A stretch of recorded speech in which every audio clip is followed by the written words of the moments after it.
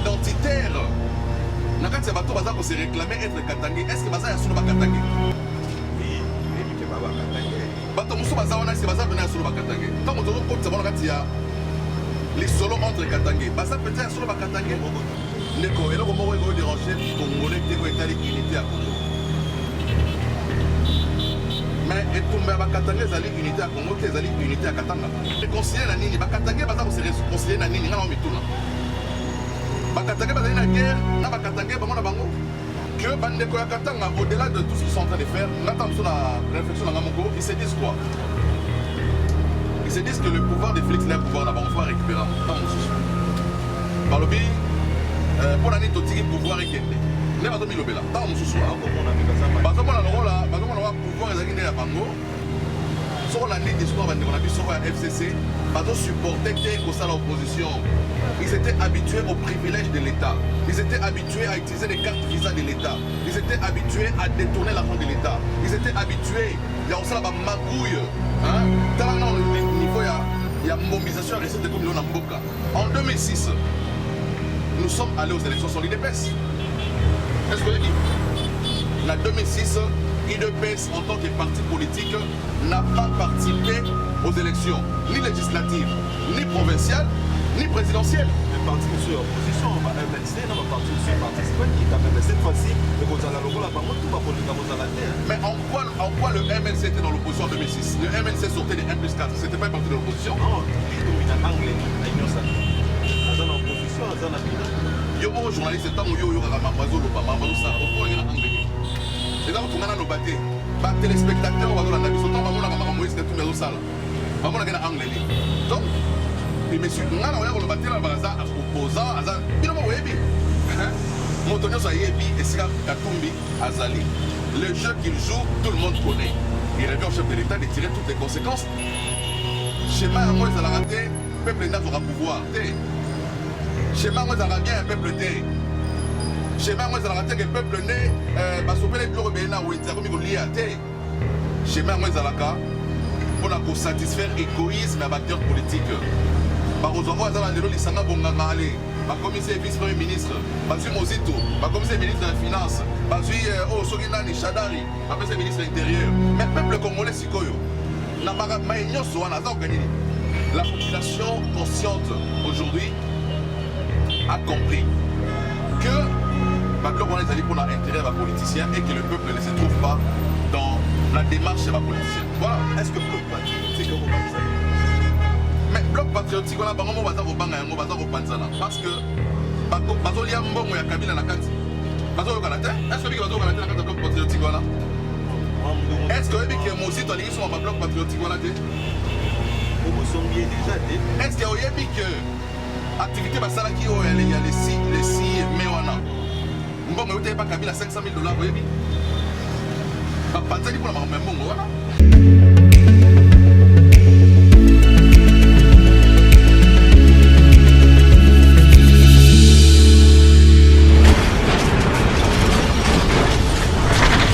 Ma Mission TV, le miroir du monde. Ma mission au cœur des actualités, réflexion, réfléchissons pour notre pays.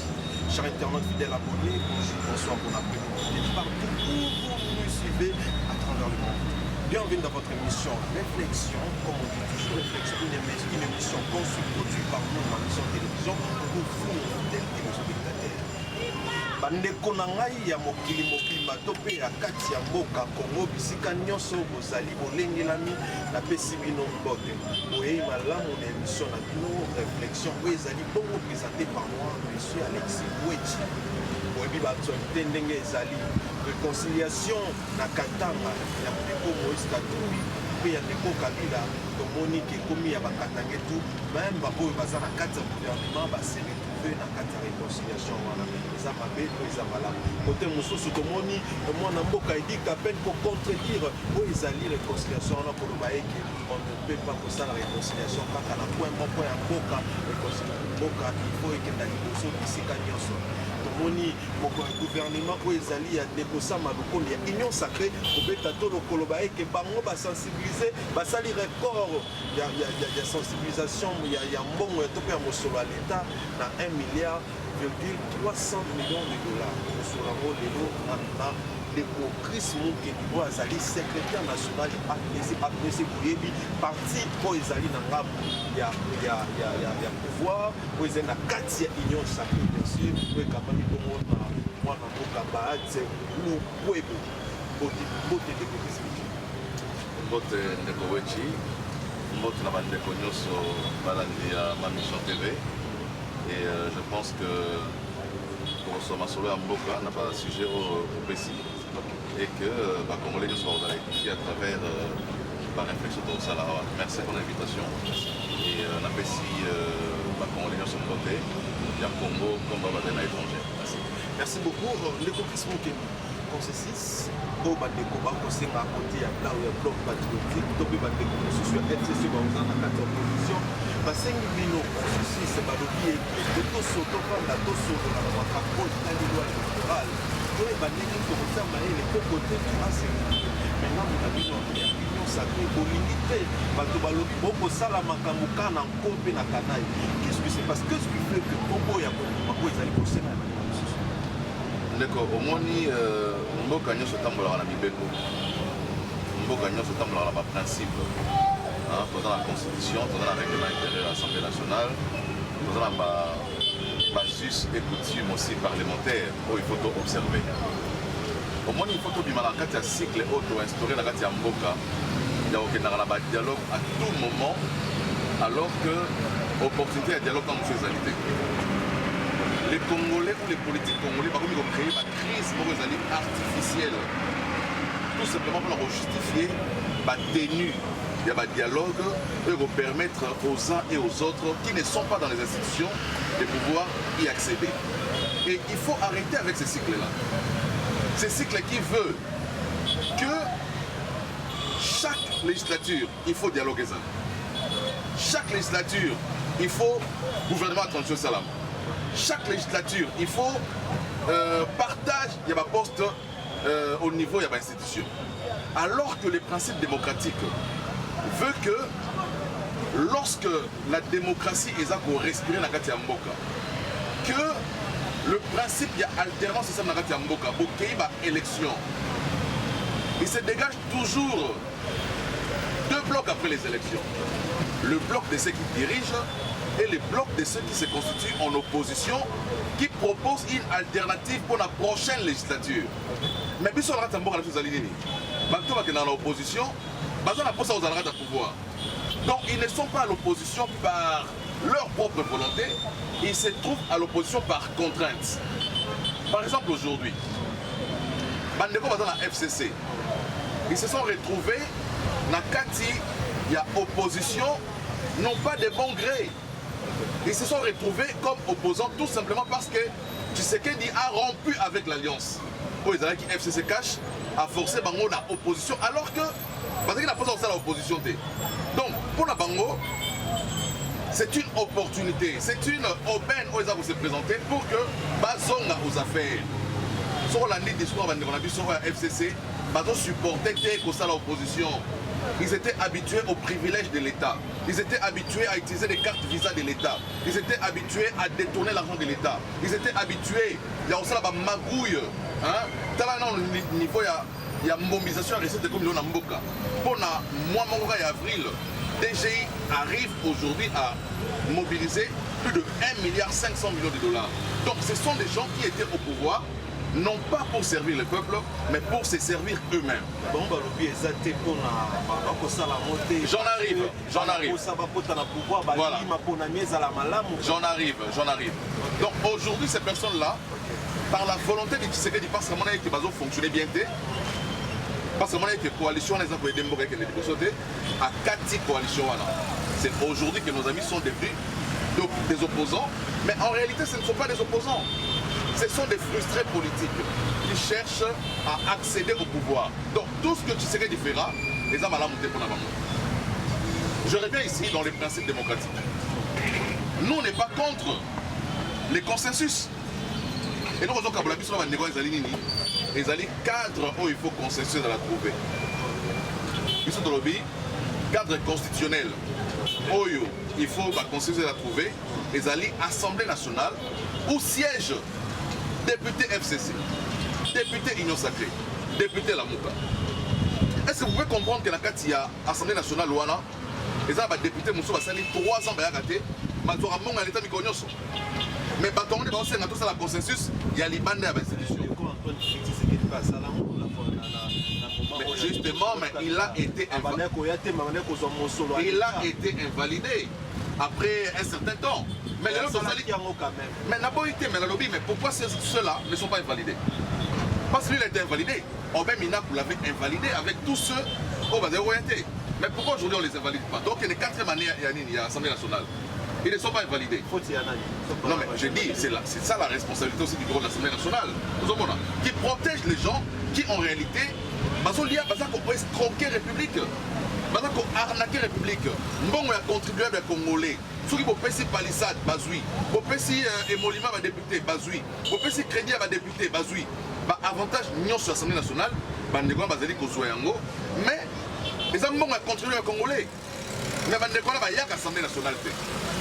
Les lots, Balingi, à travers le bloc patriotique, qui en réalité est un bloc anti-patriotique, utiliser encore le peuple congolais pour ne pas accéder à des fonctions de l'État.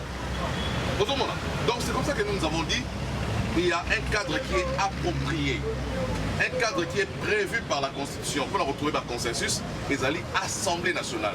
Nous avons vu nos amis au Bazar de l'Assemblée nationale, les groupes de Germain Kambinga, les groupes de Constant Moutamba, parce que l'Assemblée nationale, ils ont fait des propositions à mon Assemblée nationale pour que les députés vont examiner ma proposition. Mais non, mais proposition. À ça, la proposition à déposer à moi. Vous savez, proposition retirée à Monisco. Vous savez, proposition retirée à l'ambassadeur des États-Unis. Proposition, il faut retirer à mon Assemblée nationale. Mais soit ça a la proposition. Il faut avoir des députés nationaux, même si lui ne veut pas venir. Siège Naye, parce qu'il faut a été élu comme député national. Siège Naye, Aboya Naye Koya, Atira Moto avant Kiwana. Malheureusement, la dame était décédée. Je crois que M. Bafandé déjà comme son deuxième suppléant, à siégé, je pense. Mais, ce qui est dans la proposition, à ça, la députée, Ados Nombassi est là. Il y a d'autres députés à Esside Bazali, il y a Lamouka Bazali. Bon, si la proposition va porter en haut.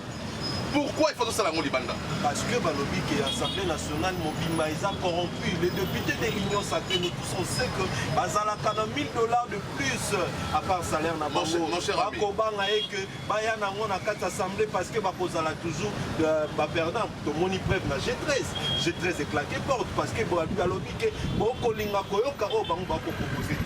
Mais c'est ça aussi la démocratie. Est-ce que Bandeko faut Bandimara au Bino Sali? Le principe démocratique veut quoi? Le principe démocratique veut que lorsque vous avez une élection, c'est toujours la voix de la majorité qui écrase la voix de la minorité. Nous sommes minoritaires, point de vue minoritaire et les cas. Donc c'est la dictature de la minorité maintenant sur la majorité. Est-ce que vous avez ça là? Vous avez mis balai, vous avez point de vue dans le balai. Et dominé sur le point de vue, il y a 40 personnes. Mais c'est ça la démocratie. C'est ça la démocratie. Il faut que Congolais soit dans notre institution à intérioriser ma principe démocratique. Ma principe démocratique des Aranini. Je rappelle ici que en 2011, nous sommes passés des 2 tours des élections à un seul tour. Par la volonté de la majorité au pouvoir. L'opposition de l'époque, qu'est-ce qu'ils ont fait? Ils ont simplement quitté la salle. Mais ça n'a pas empêché aux amis de la majorité, opposition, par la force. Les principe, il y a majorité écrasé principe à minorité. C'est paradoxal. C'est ça la loi des institutions. La lobby, c'est la loi du plus fort. Donc, dans la mesure où ce qui est décidé ne dérange pas la moralité, ne dérange pas, ne viole pas les textes de la République, mais il faut que Bande commence à la sportive politiquement. C'est ça la sportivité politique. Donc, la majorité écrase la minorité lors du vote. Et la minorité s'incline. Et ça ne rend pas mon déco. Donc, les lobes ça la discours à l'Iban des diabolisation, alors que les principes démocratiques échangent la race à Mokili. Et ça la raboué. Donc, ce qui est que minorité à faire passer point de vue sur la majorité, alors ce n'est plus une démocratie. Je rappelle en fait. Mais est-ce que on dit une histoire récente. En 2006, nous sommes allés aux élections sur l'IDPS. Est-ce que vous avez dit? En 2006, l'IDPS en tant que parti politique n'a pas participé aux élections, ni législatives, ni provinciales, ni présidentielles. Un parti sur l'opposition, MLC n'a pas participé, mais cette fois-ci, mais en quoi le MLC était dans l'opposition en 2006? Le MLC sortait des 1+4, c'était pas un parti de l'opposition? Non, il était bien sûr de voilà. 1+4, mais Azalaki, d'accord, il a pouvoir en place déjà. Non mais écoute, on ne peut pas considérer que vous avez géré ensemble, vous avez l'accord de pouvoir en place. Parce que, mais justement, c'est inconcevable les ratés. On ne peut pas être au même moment au pouvoir et à l'opposition. Dans les 1+4, Jean-Pierre Bemba n'était pas opposant à Kabila, pas du tout. Est-ce que vous allez vous rappeler encore que Jean-Pierre Bemba avait même dit, il a interdit aux Congolais lorsque l'UDPS avait dit que les 30 tous arrêtés, c'était le MLC qui a parlé. Pour dire que Motorobi Malabalaba, c'était qui? C'était le MLC. Donc ça veut dire que le MLC, dans les 1+4, n'était pas dans une opposition. Donc par contre, si vous avez la majorité, il n'y avait que l'UDPS qui faisait l'opposition. Et l'UDPS a décidé de ne pas partir aux élections.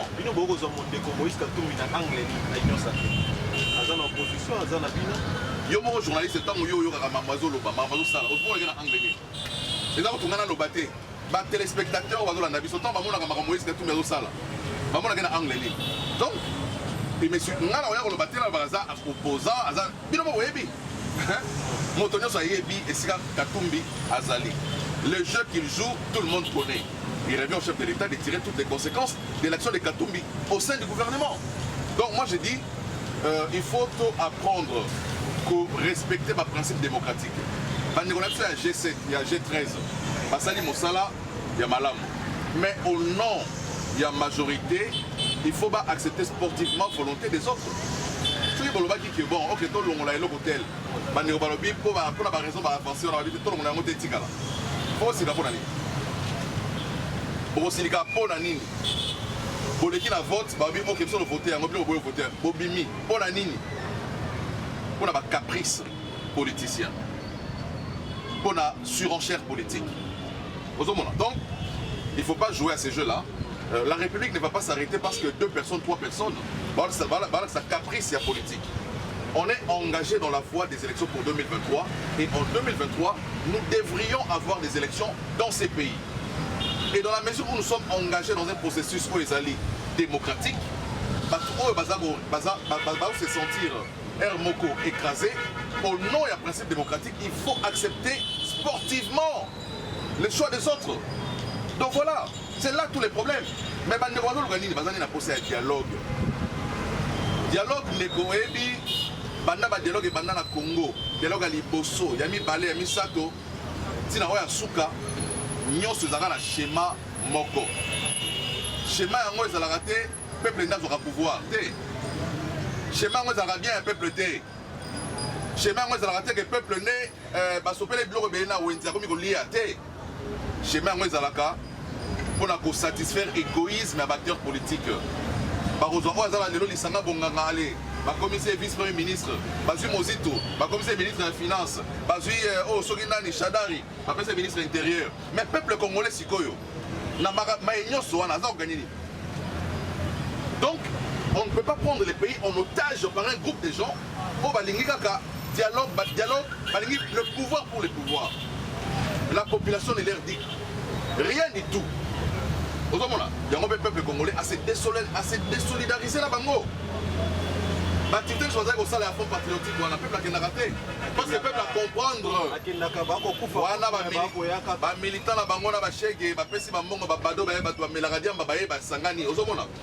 la population consciente aujourd'hui a compris que que Babylone on est pour l'intérêt des politiciens et que le peuple ne se trouve pas dans la démarche des politiciens. Voilà. Est-ce que bloc patriotique au Bangsa Mais bloc patriotique, on a bango baza ko banga yango baza ko panzana parce que bazo lia mbongo ya Kabila na kati.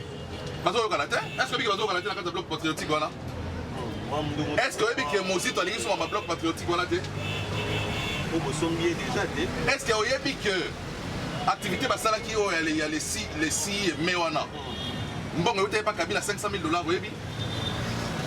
Ba panzani pour la mbongo wana. Panzani pour la makambo ya mbongo Kabila tindi $500,000 à partir de Ramazani Shadari. Lisanga bonga mtano zo mbongo wana. Panzani Muzitu Union sacrée ya Bemba. Aza motota mususu nga na encourager la politique mais na féliciter Muzitu parce que aza aboyi mbongo ya Kabila. Muzitu aboyi mbongo ya Kabila na marche d'abord les 6 wana. Ba pese $150,000 aboyi yango azongisi mbongo wana. Yango bitumeza na kati ya lamuka yango wana.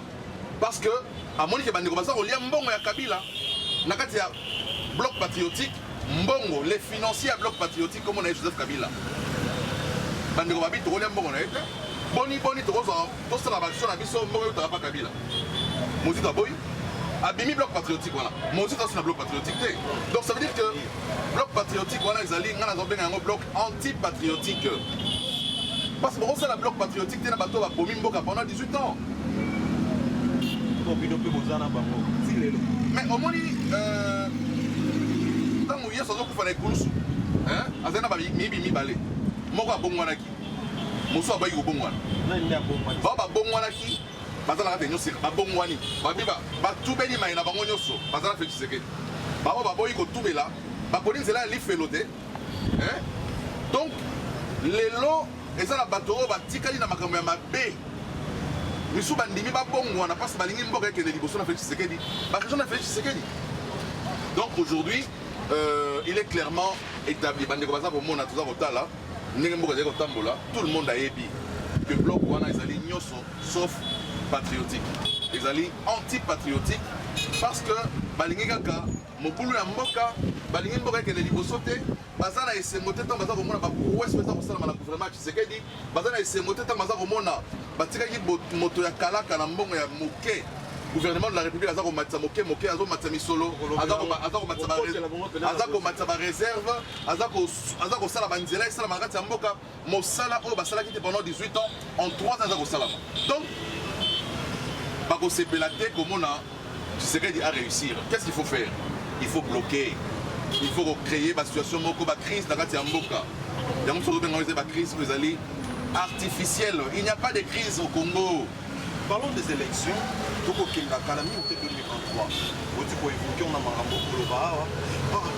Batoba kolela, pe batoba kotuna élection à la bonne parce que sur le plan technique, et là comment on dit qu'on a cette élection jusque là on est validé, jusque là sur le terrain enseigné, sanité tout le monde décoca technique du mambo à la kisibiso et ça ka logo. Ah, Obino Boko insistait que l'élection est la télé constitutionnelle. Imagine na lolenge. Omoni makambo sur le bien malamu. Mais nous sommes fait salama, il faut que moko salama liboso. Les loi électorale. Loi électorale n'est pour répondre makambo sur le lobby wana. Et pour décrire ba biloko sur le lobby wana. Et puis na kati ya fait de route au bandeko ya seni basalaki babimisaki la contrainte alors il contrainte ya liboso ya makasi ezali loi électorale au parlement il faut tenir la disposition ya seni na session en mars session en mars c'est le 15 mars et c'est le 15 juin donc kino la mokolo ya lelo Assemblée nationale au azali na contrainte ezali législative européenne sa mibeko na seni azali dans les bons. Pour Seigneur Malobaki va déborder le 15 juin. Donc ce va voter Mibeko on va faire si on est la CENI. Allez à partir il y a Mibeko on a CENI si on va programmer l'opération à programmer enrôlement, à programmer déploiement à kit, à déployer le réunion sur la calendrier. Donc pour la mokolo lelo indicateur il y a makasi. Pour rassurer que l'élection est loi électorale ou les lots en discussion au Parlement. Donc, on a ce talamiwana, l'inquiétude, on va exprimer ezali kaka ba surenchère politique mais na niveau ya CENI bango moko bayebi balobi que élection kosalama dans les délais et puis toza kokende malamu kino mokolo ya lelo tozali kokende malamu donc toaccuse ata retard moko te na oyo etali loi oyo il faut batia na disposition ya CENI toaccuse retard ata moko te en rapport avec la feuille de route oyo lakisaki makambo ya badéploiement bakite lakisaki makambo ya enrôlement tout ça badate nyonso wana ezali jusque là dans les bons dans le sens que la loi qui doit établir tout cela n'a pas encore été mise à la disposition de la CENI.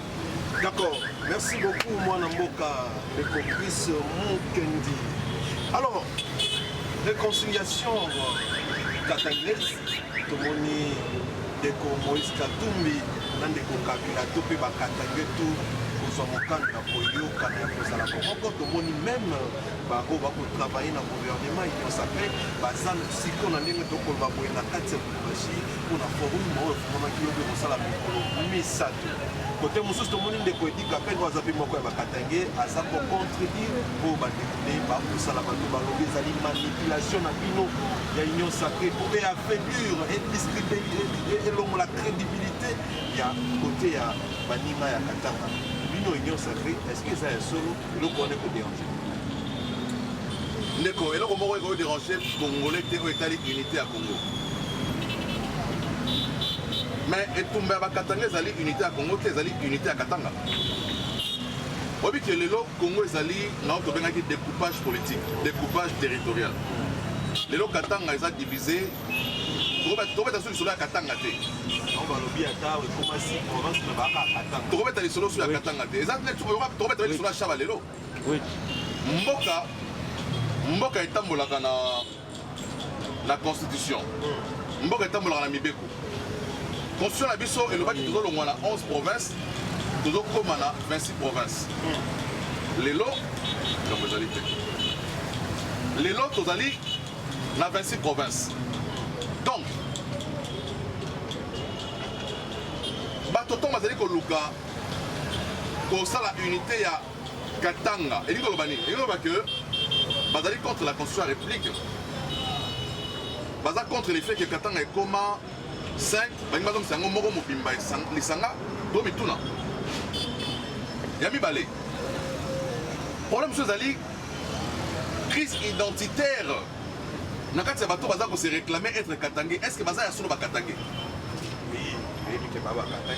bato mosusu baza wana est-ce que baza pena ya solo bakatangé ntango tozokotisa bona kati ya lisolo entre katangé baza pena ya solo bakatangé tenga na toni te bato baza na kati wana bakotala bilongi na bango bamiso babeta masolo na bango bapase na bango batanga baorigine na bango bango moko bayebi baorigine na bato mosusu baza wana bino moko boyebi peuple ayebi azotala bango ayebi mais est-ce que baza pena donc likambo ya liboso ezali crise identitaire na kati ya katanga il faut résoudre yango ya mibale balobi réconciliation baza kose réconcilier na nini bakatange baza kose réconcilier na nini nga na mituna bakatange bazali na guerre na bakatange bango na bango na mituna ou bien opposition politique côté la même direction politique te oyo aza na PPRD oyo aza na ensemble oyo aza na AFDC oyo azali na UDPS est-ce qu'il faut bazala esika moko yango nde babengi réconciliation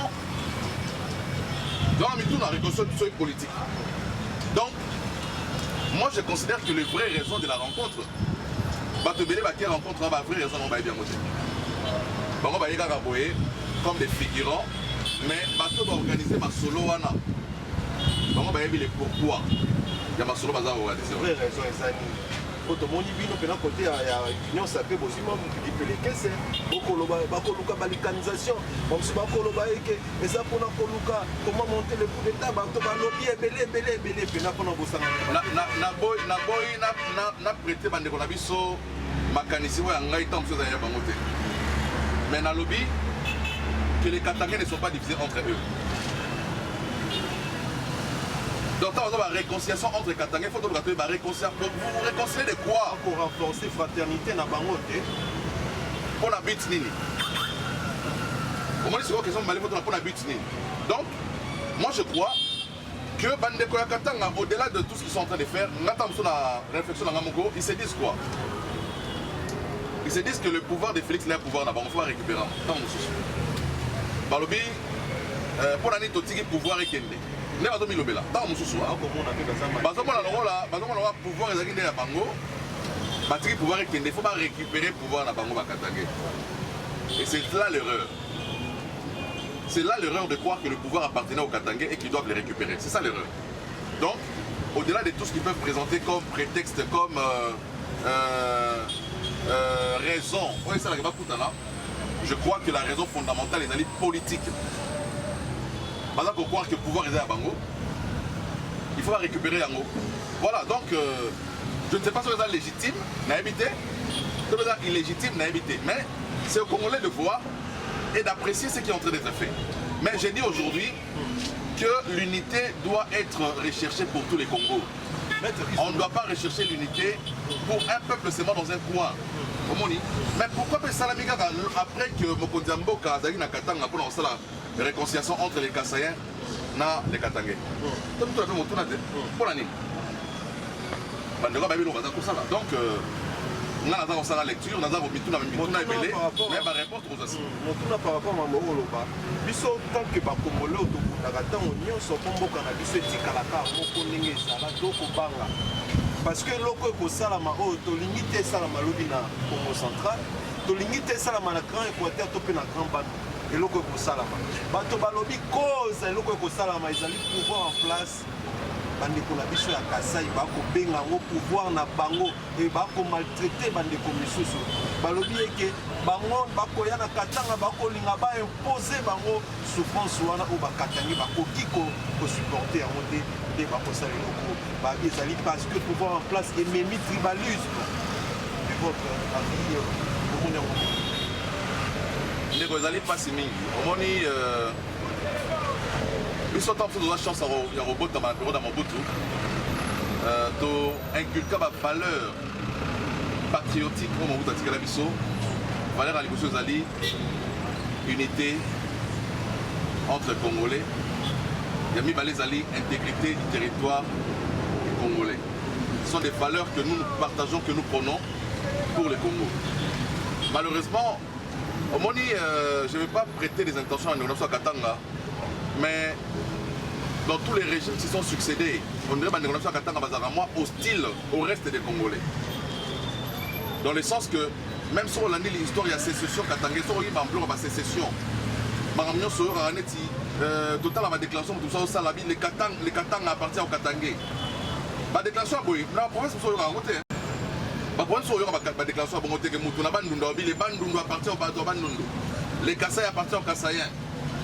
Otuele, ils appartiennent aux Otuele. Mongala, ils appartiennent. Non. Mais Bandeko a passé la Romami.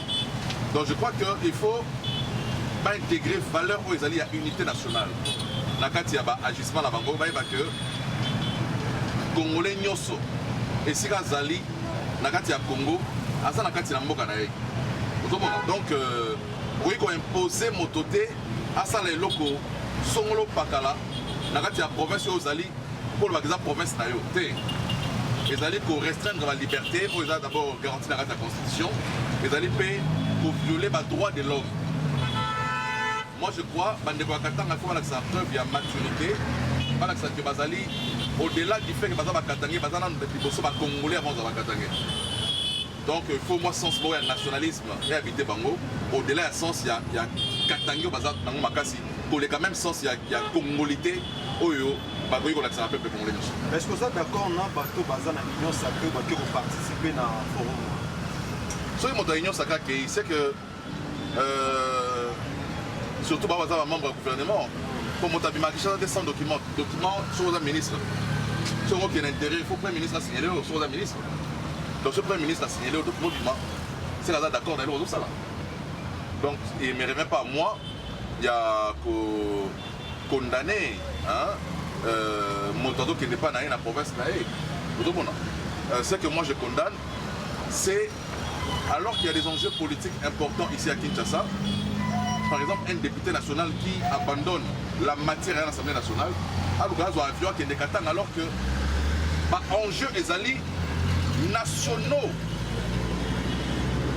Autre enjeux nationaux, pour enjeux et alliés provinciaux.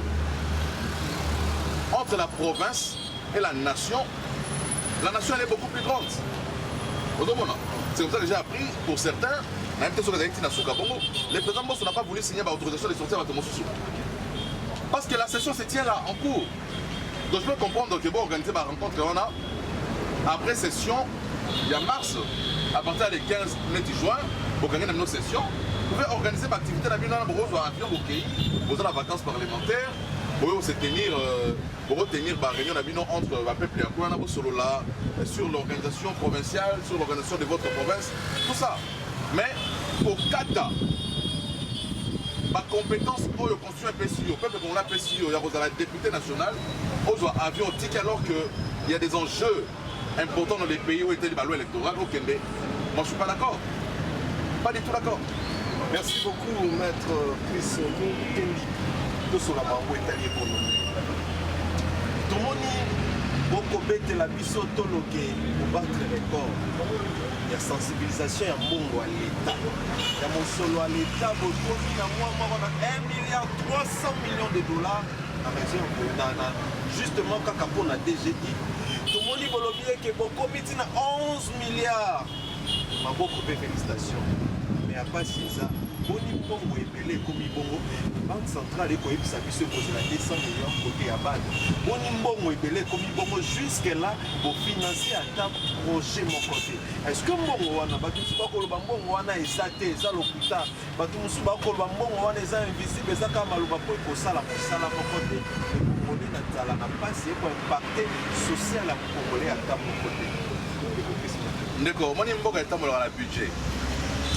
Tout dans le budget, ils ont déjà voté en 2021 pour l'exercice 2022.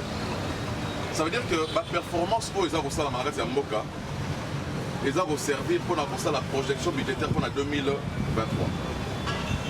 Ils ont raté mon écoute, maman, vous jouez au cabolité. Ils ont mon écoute. Vous faites maintenant des projections en rapport avec les budgets qui arrivent. Ok, dans mon écoute. Budget prochain, il faut que ça va fonctionner $100 à salaire. Budget prochain, il faut que ça soit une construction avec école.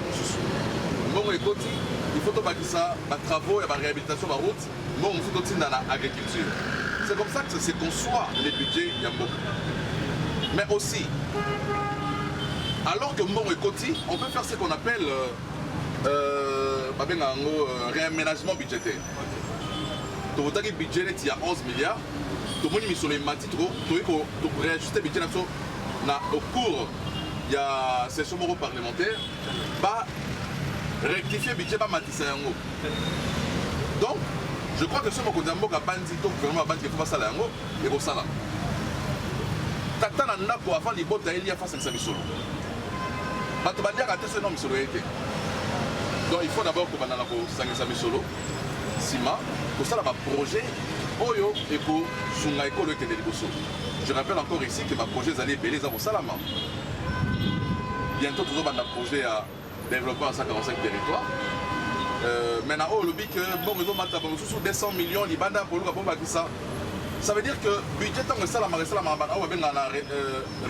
propres, la ressources extérieures.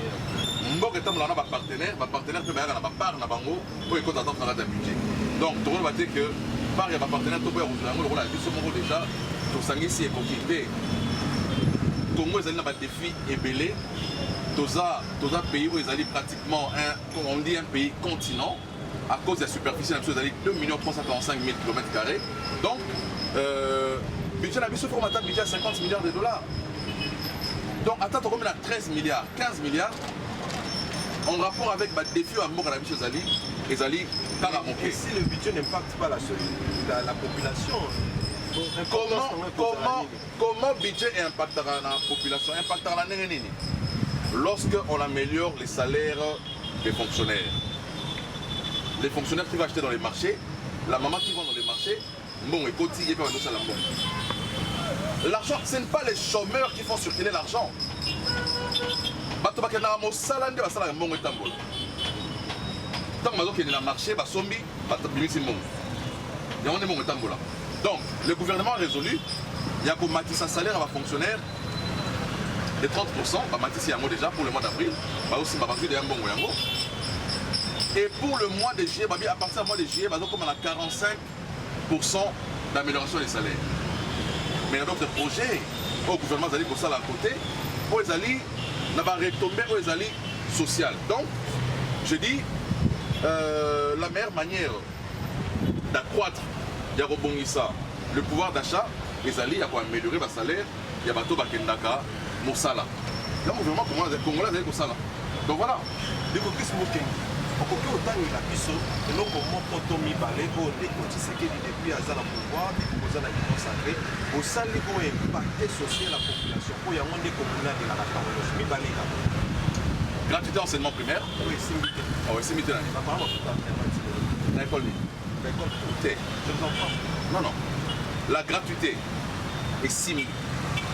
Il faut dire qu'il y a des écoles de référence pour les habitants catholiques. Pour les catholiques,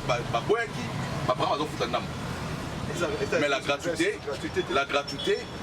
dans l'école, nous sommes publics. L'école, les Andés catholiques.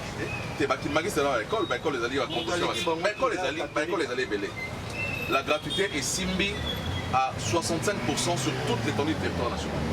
La gratuité. Les deux, puisqu'on parle du social, le gouvernement congolais a amélioré les salaires des fonctionnaires. Voilà.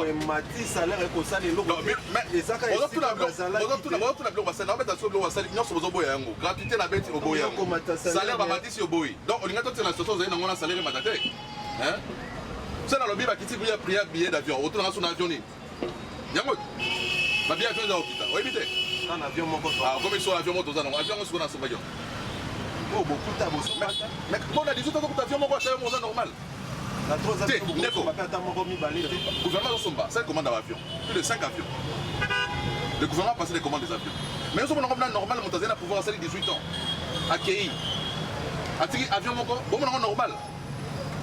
On a 3 ans pour qui serait dans la Nyonso. On a 18 ans. Maï n'a pas robinet à Tiki Yango Takei. Courant à Tiki Yango Takei. Banzela à Tiki Yango Takei. Gratuité enseignement qui est monté accueilli. À ça les locotés. Accueilli. Mais à 3 ans, on a sur série de ça. Il y a un tombé moins à monter à ma bête. Je serais derrière à côté passeport, ils ont $250, $350, passeport $300. Les lots passeports congolais sont à $99. Oh, pas si, bah, monsieur Banda, attends pas si. Attends, ça dit 1 mois, mais à $99. Vous avez combien avant? Mais beaucoup de salama pour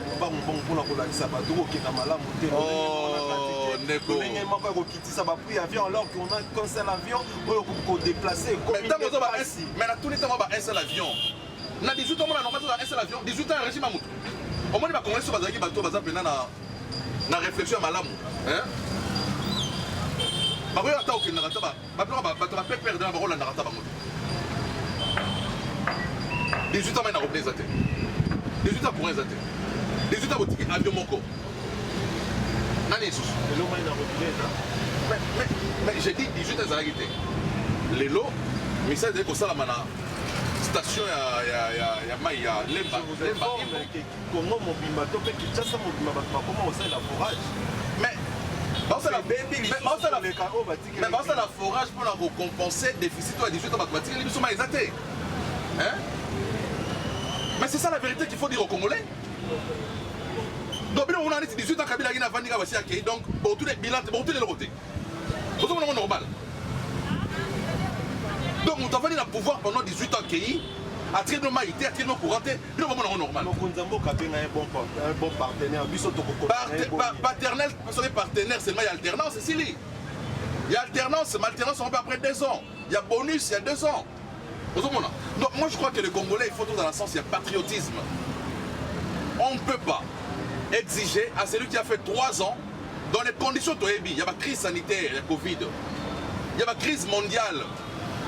na 3 ans asali ba effort ebele oyo oh mon cher ami osolo ba yo mais tobeti basolo ba effort awa te réserve de change des ans combien lelo na 18 ans Kabila tire sur réserve de change dans 1 milliard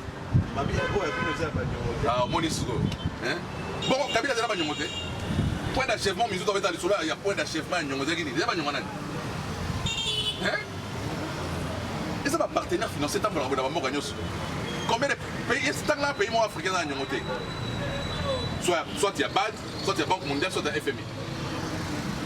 Même les pays européens, ce sont des partenaires qui accompagnent les projets dans les pays. Donc, la vérité c'est quoi? Aujourd'hui, en 3 ans, il y a difficulté. Il faut aussi rappeler que dans 3 ans, c'était FCC Cash 2 ans. Pourquoi tu appelles sur l'angoté? Premier ministre a tué il y a Kabila Lissoussou. Donc, il faut que Congolais photo saluer les efforts aux Salama. Il y a la richesse à Banzela, Nauti, Nzela Nabino. Il y a Sosa Oti, Kuna Makota Selembao. Les Alaba Paul Matina, au côté Niringi, Nakati Kunoma. Makanzango Bazo Sala aussi là. Basali Banzela richesse à Bakuamutawa. Nzela a assez à Pont Nini, Pont Makele, Bimiti, 80 jours et Bimi. Banzela kota maternité devant basali nzela et côté bimiti et ça pour désengorger ville donc nous sommes nous on a ramonté terre jaune kuna basali mosala kuna banzela ezalaka te basali nzela na zongo 51 ans pour ezalaka te 51 ans bakoti courant na zongo donc on a nyonso mosala ezala mate tout ça monter malamu hein donc ngali solo ya bilan ya Tshisekedi na Kabila o eta li solo ya mwana ya 18 ans ngabunda na mwana ya 3 ans. Donc, soit on a 18 ans, télémisé à Awa, ou tout le monde a 3 ans, oui, pas Bunda. Donc, on n'est pas comparé à ce que tout le monde a. Est-ce que vous avez normal? Kabila, 18 ans, il a justifié ma casse.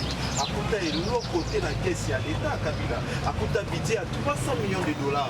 À côté de l'institution, tout est Yakobeba. À Bani, pour ça, la réforme à ça, les réformes à justice. À Bondi, à Commissi, budget, à Tikel Bino, à Tikibino. À Tikel Bino, même réserve de change. Il y a côté de l'autre côté, pour obtenir une liberté.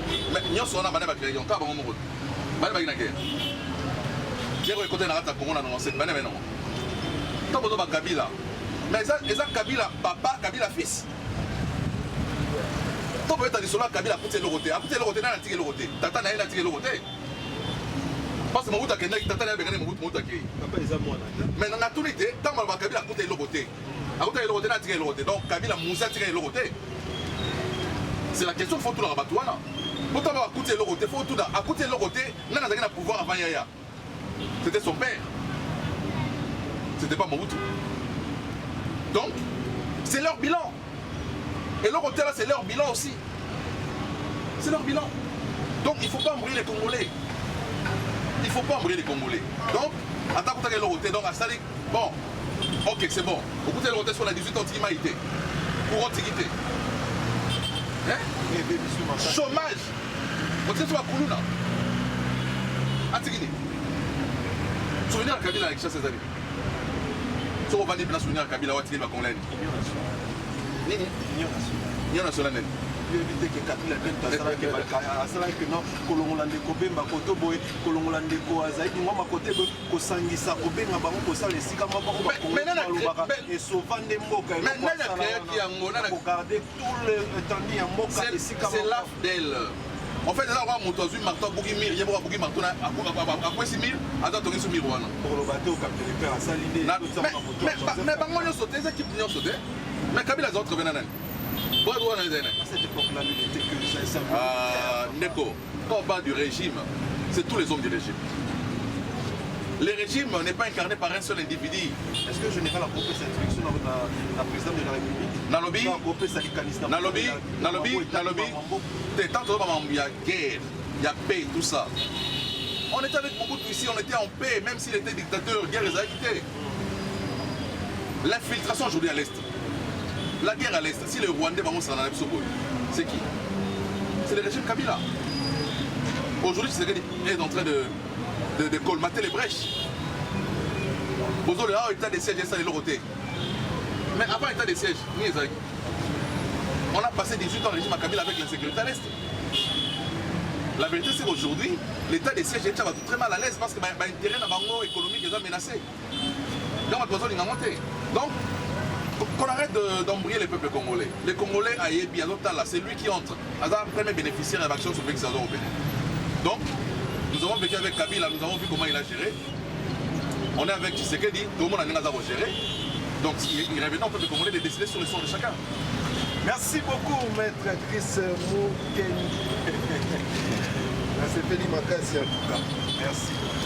Alors, pour tout le monde, moi, sur l'émission de la mission, pour les cadets, pour ça, pour les cambo et autres, pour les cas vraiment sur les toits, dans la Katia, les réseaux sociaux, mais dans l'état de Kenya, on va déplorer la communication à chaque militant dans la communication. Il y a beaucoup pour la bonne montée. Attention qui enseignement va congolais, les gens malades monter pour le ballon, on a pensé dans le Moka Bapaya, et ça dit comme Kiti Samboka, il y a ça dit manager, il y a bien enquêteur, il y a beaucoup de Dieu pour ceux qui ont beaucoup de Motuna malamu faut retourner. Azor bana Abidjan liboso ya banani. Liboso ya ba ivoirien. Il y a pas congolais mais presse ivoirien des ivoiriens. Presse ivoirien. Au moins il faut namboka auto tika obiko saka biso mo. Makabana so lobaka na kati ya mboka oyo. Mais soka bokonza lobby yango ekomi ya normal. Donc ndenge ko lobango te. Kwa la congolais te. Aza le premier à Congolais à vous informer dans ce temps ah soit pas Congolais soit c'est pas Congolais qui armé la chose d'aller infiltrer tout le monde a planté télévision des choses migonios il y a ça Congolais ni Aza étranger qui armé la chose infiltrer c'est mon condamné à l'objet en haut à vol ba bongoté azo ko boire qu'à des honneurs sur nos militaires tant que vous avez une image de Congolais, des militaires, des armes, des rebelles. Non mais soyons sérieux. En fait, tout le régime, on a des choses de rouge. Des choses de rouge, bleu. Il a mal à la tibala, on a des choses de bleu, il y a rouge pour l'année. On va tout critiquer. Et il y a des gens qui sont payés pour faire ce travail-là. De critiquer tout ce que Tshisekedi fait, tout ce qu'il prend comme décision est critiqué. L'État décide de critiquer, mais c'est un pouvoir constitutionnel que le Congolais va pas si Tshisekedi a décidé là. Soit à Zuyango Mabé. La décision sur Tshisekedi a reçu, on va la constitution, on va voter les plans. Pour la nini, parce qu'il va dire pouvoir d'arrêter. Donc, moi je dis, on ne doit pas se leurrer nous-mêmes. Oh, pourquoi ça le coup? Mokonda Bonza. Mokonda Bonza, Lobayango. À la professeur à l'université. Après, ça a cours, on a G3. Ça a cours, on a L2, on a L1. Mais quand il corrige les TP des étudiants, il pleure. Et c'est Tshisekedi qui a donné ce niveau-là aux Congolais. C'est Tshisekedi. Mais c'est le niveau de 18 ans du régime Kabila. Mais gratuité, mais justement, gratuité Zanini. Et ça, moi, à côté école primaire, aïe, la kokoma. Combien de chance d'abattre nyonso, aïe, bah, calculer, aïe, bah, kokoma, aïe, bah, réfléchir. Avec la gratuité, tout ça, comme analphabète, c'est ça l'avantage de la gratuité. Non, pas des niveaux. Formation mais voilà, maintenant, il faut maintenant travailler parce qu'il faut ça là. Il faut. Non. Quand le président dit que les professeurs n'ont pas de niveau, c'est une interpellation pour les ministères de l'enseignement qui doivent veiller sur la qualité, il y a recrutement et enseignants. Donc, quand le message du président est lancé comme ça, chaque secteur de la vie nationale, il active. C'est comme ça qu'on parle de la vision du chef. Quand le chef parle d'une vision, la vision maintenant se traduit par le programme du gouvernement. Le gouvernement, dans chaque secteur, dans chaque département, vision appliquons dans le département. Tshisekedi n'est pas le ministre de l'enseignement. Mais il donne une vision sur l'enseignement et le ministre de l'enseignement le prend. Il matérialise la vision du chef. Il fallait conseil de ministre. Est-ce qu'il fallait dire ça dans le bateau? Pourquoi pas pour le baron un conseil de ministre dans moto et à ça la charge dans le constitution de l'IFA a un conseil de ministre. Est-ce que la constitution effectivement on a mboka sur la qui na mboka mboka pour na congolais sur la bango? Éloquence. La blague est éloquent. La blague est pour le baming à chaque fois pour le baba qui va aussi la makasi. Mais bon, c'est les gars pour le régime n'a été pas perdre l'avantage de belé. Non, c'est Maman c'est quoi? Pour balingi bazali na place Tshisekedi. Bazana kanda ndenge ba perdre avantage nyonso bazana kanda. Le régime a Tshisekedi bouché ba place nyonso bana zo ba mbongo et bouché. Il a déboulonné.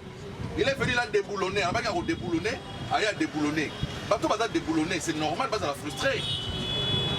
Ba utiliser ba journaliste.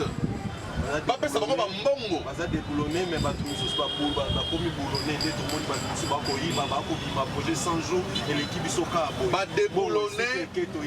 Ba déboulonné mais ibi nyonso ba boulonné IGF. IGF fait pas ni mesika. Ba boulonné pété baboulonné pe ndeko Willy Bakonga, baboulonné pe ndeko Kamere, baboulonné pe batonio sona. Nalobi mosala na kati ya mboka, mosala ya justice ezali la part nango, mosala ya gouvernance ezali la place de la part nango. Eza ba pouvoir oyo ezali, eza ba pouvoir oyo ezali séparé. Séparation des pouvoirs. Non mais à la justice. Quand on dit magistrat suprême, quand on dit le commandant suprême, Aromi général, tu as donné non, c'est pas du tout. C'est lui qui supervise tout. Non, non.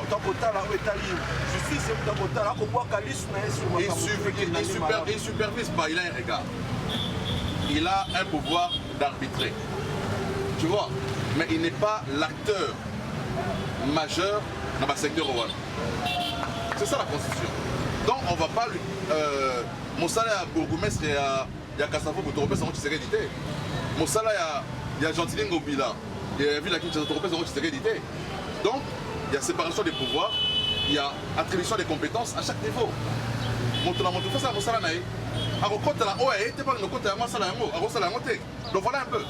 Merci beaucoup mon amboka Chris Munkendi to komi vraiment na suka émission na bino lokola mokambi moko ya bakambi AFDC to kosili sa te 100 kilo ba moko to pe mi ba ça na bato kozala bana bango to pe ba programme na bino na les abonnés 2023 beaucoup projeté ni est-ce que vous allez toujours derrière mon côté to pe ba ko benga bino déjà ba traite ba ko mona déjà ki ko kolinga ko postuler ko ba est-ce que kozala bongo to kozala bongo te AFDC a ko soutenir ko nzambo ba tina 2023 AFDC Azali responsable, il y a un engagement politique et puis Azali loyal, il y a engagement avec les chefs de l'État au sein de l'Union sacrée. Tolobaki en 2023, nous avons rappelé en gros, candidat à la présidentielle comme on a Félix Antoine Tshisekedi Tshilombo. L'AFDC en tant que parti politique, regroupement politique, doit aligner ma candidat à tous les autres niveaux. La législative, la provinciale, la sénatoriale. Et tout le monde est la première force politique au sein de l'Assemblée nationale et des assemblées provinciales. Et tout le monde s'est organisé pour Nayango. Maintenant, au Italie, poste et président de la République, to pesi maboko na biso, mayele na biso, makanisi na biso nyoso, énergie na biso, boanya nyoso. Na kokunda pour que Mokonzi Mboka azwa deuxième mandat na ezali constitutionnel. Parce que nous devons voir que Azali mérite un second mandat au regard de la performance que Azali a réalisée dans la Katiambo. Donc, nous avons douté, nous avons créé une crise artificielle. Nous avons étalé ma bonne en 2023, nous avons un dialogue et nous ne voulons plus de ce cycle-là de dialogue à tout moment dans les pays, de partage de pouvoir, aux gens de l'opposition, aucun dialogue, la commission ministre, la commission mandataire, tout le monde sur la bloc. Donc, Bandegognon Soba a déjà engagé parce que Bissot a déterminé à organiser l'élection dans les délais. Donc, le peuple congolais a dit qu'il y a une distraction des politiciens qui ne travaillent que pour leurs propres intérêts. Ils ne travaillent pas pour l'intérêt du peuple. Tant Borobima, aux huiles lacrymogènes, aux huiles, aux oki, il y a comme ministre, il y a un cabinet à EPT. Donc il faut sortir de cet accompagnement aveugle des politiciens pour s'engager dans le processus de démocratisation, dans le processus où il y a accession au pouvoir à travers les urnes. Donc, merci pour l'invitation. Merci beaucoup. Merci à ma fidèle Nyon sur ma mission télévision. Je rappelle que nous sommes à 165 000 abonnés. na kosepela chaque fois donc otia émission bokoréagir bocontinue ya malamu mpe ya mabe toza na posa nango esunga biso topusa liboso oyo eza mosala na nsima caméra tozalaki bongo na ndeko Volti. Merci beaucoup Volti pour un grand travail kosala. Merci na balani tout lisusu ya mamission télévision soki okolo alingi tomonani balasi.